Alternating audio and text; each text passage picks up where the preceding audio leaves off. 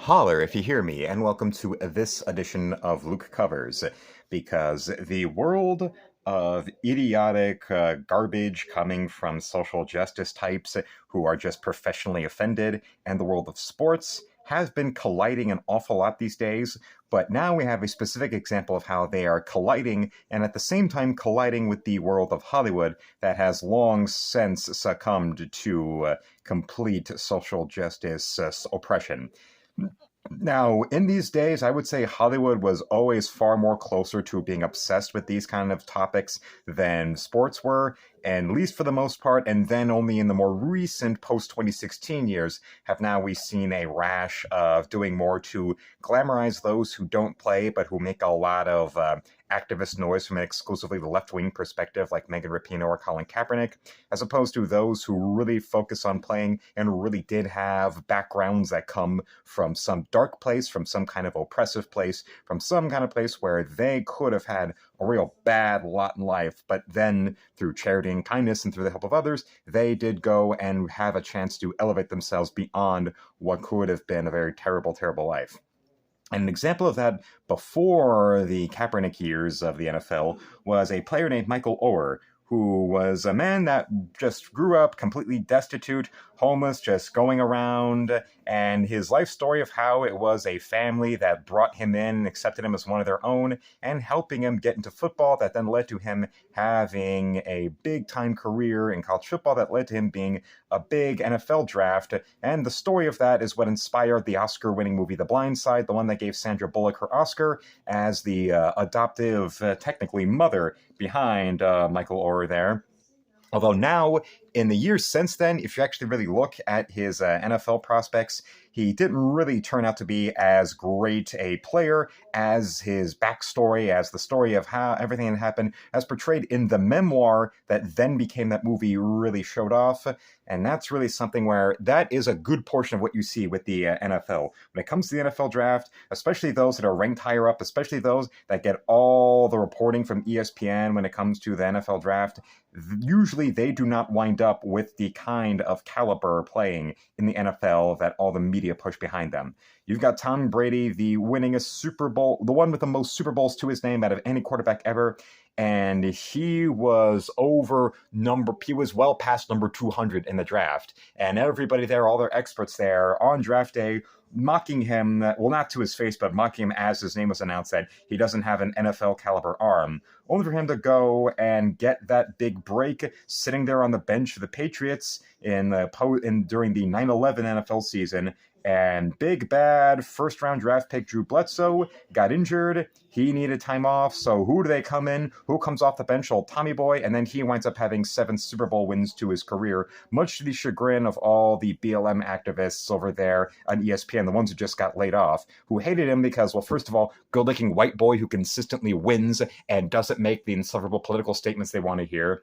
And on top of that, just the guilt by association of him having a nice big red MAGA hat in his locker room that he doesn't acknowledge and all of that, that automatically made him just completely toxic, quote unquote, to those type of people. So no wonder they're the kind of people where you look at an athlete these days, like, of course, going back to Kaepernick, the kind of guy who would have been just another NFL quarterback whose career would have become a mediocre footnote in the history of the game, thanks to him being another one of those players who choked with the rest of their career in the wake of losing a Super Bowl irrefutably. But what did he wind up doing? Oh, yes, the activism route is what now forcibly gave him a name, even though there's plenty of other players out there with actual backgrounds that involve actually being oppressed or humiliated in some way or another. That would have been a lot more interesting and probably had comparable levels of play, like Michael Oher, although nowadays it looks like the old Big Mike is now taking the route of looking at the family that took him in and now is trying to go and blame them and blame his life for them, complaining about how the film portraying that's his story and, well, the story of the adoptive mother there lashing out now recently in the media, talking about how the film was all a big lie and how terrible they were because they never actually adopted him. Now, there is one little detail in there that the Spike Lees of the world all across social media absolutely positively are refusing to acknowledge, because that pesky little thing called a fact would get in the way of them wanting to shriek about white saviors over and over and over again, because they're angry and jealous that they never had that, white mama or white daddy or adoptive white mama or white daddy come and save them from the ghetto, or save them from simply being in the kind of disgusting urban blight situation that has happened. That is what has become of every major city with a predominantly black community or inner city that has been run by nothing but Democrats for about the last, ever since the 60s, or ever since Chicago, the 1920s, and now it's become a complete and uninhabitable hellhole that makes the Serbian siege of Sarajevo in the early 90s look like picket fence suburbia in 1950s America. But these are the kind of people who cannot comprehend the difference between film and reality. This is the race-tinged example of the activist, idiot, feminist types who absolutely positively cannot understand that what they see in movies is not what you see in reality, and something that they see with women in movies that they don't like, which is really entirely based off of a narcissistic case of projection, because they're not the pretty girl unlucky in love who then finds the right man. They're just that brooding, miserable, hideous liberal arts grad student who can't stop brooding about how they're never the one to get swept up off their feet by the handsome prince like in a Disney film, or the one who's able to get with Brad Pitt in the end. So now it's the movie's fault that they're a pathetic loser. Same thing now with all of those types, those sports-themed Al Sharpton race hustler types that are now taking up the completely false accusations of Michael Oher and are now trying to turn it into a big story about what this means and how this needs to be destroyed, so that I would bring up Don Lemon, but that CRT worshipping loser now has been long gone from CNN. It ain't a good sign when you're getting beaten in the ratings by Joe Scarborough and Mika Brzezinski, sweetheart. So ouch there. But you still have to put up with those same female-tinged idiots over at MSNBC who are going to be griping about this incessantly and are going to do everything they can to pull out some completely mediocre mental gymnastics to disguise the fact that, well, the facts show that Oher is not just a liar, but a bad liar, and bad liars are what these kind of people live to see. And on top of all this, not only is it easily proven that there is no way that this family could have adopted him because, well, when they found him and all that, and they were giving him a home, giving him a chance to go get into football and get a good college prospect off that,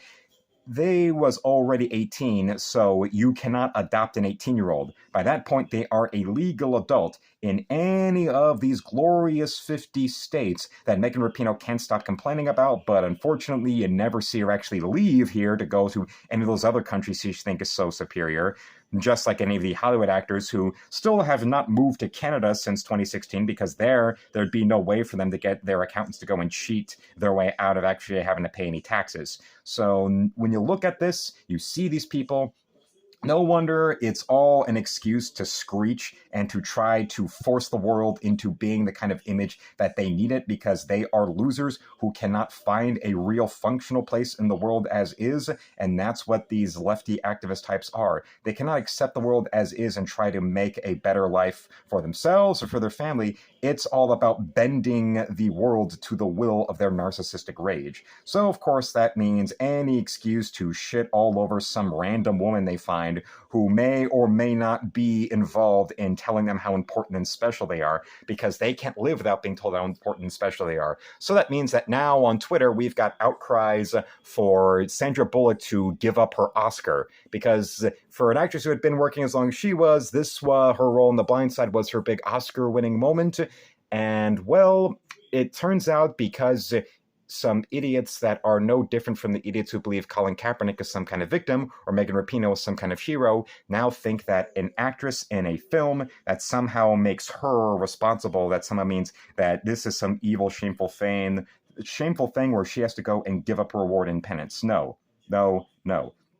Milli Vanilli being caught slip-singing a backtracks over and over and having no actual real singing skills, that's something where, yeah, them getting caught, that's what led to them rightfully having to give back that Grammy because they were frauds. all right, an actress playing a role in a movie that has some details that may or may not be right in the film itself. And of course, that is not the argument that Michael Orr or any of those exploiting these statements for attention are making. They're trying to say that, oh, it's some big evil lie about this, about never being adopted, even though there's never any other details in the film that could rightfully or not rightfully be criticized. Because critical thinking skills and these people who don't understand that an actress playing a role in a movie does not mean that whatever is the events portrayed in that movie are her fault, or whether or not they are portrayed accurately or not, she's just the actress, not the writer.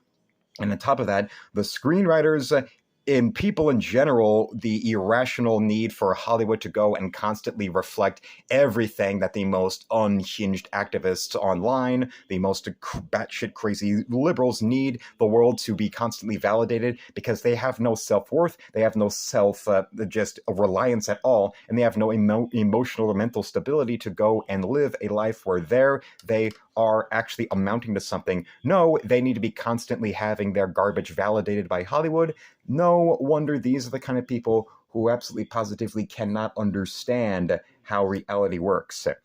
And you know it's a bad sign when you're making a big-time Hollywood actress look like somebody who is receiving unprovoked persecution from people who need to get a life. And that's not my opinion. I know I'm right. I want to thank you all for watching. Subscribe if you're new. Check that you're still subscribed if you're returning. And don't forget to go and support my channel by becoming a member with the first link below, or shopping in my art store with the second link below, where my poster art is $200, color art is $30, pen and ink art's $25, sketchbooks are $25, and trading card art is $10. Commissions in color are $60, pen and ink commissions are $50, and commissions for trading cards are $20. Whatever you purchase or commission just has a $5 shipping and handling fee. And don't forget that you can also donate in my store. Donations are the first thing you see there. Any dollar amount from any denomination is accepted. Even the minimum $10 donation would help, because when you donate my store, that money goes directly to me and not to Google. So remember that if you want to help me out, and if you want to buy my work or commission me from outside of America, my store can't accept orders from foreign addresses, so you'd have to make your purchase as a donation. So I thank you all, and remember, felines, slam it, lick it, suck it, and see you, Space Cowboy.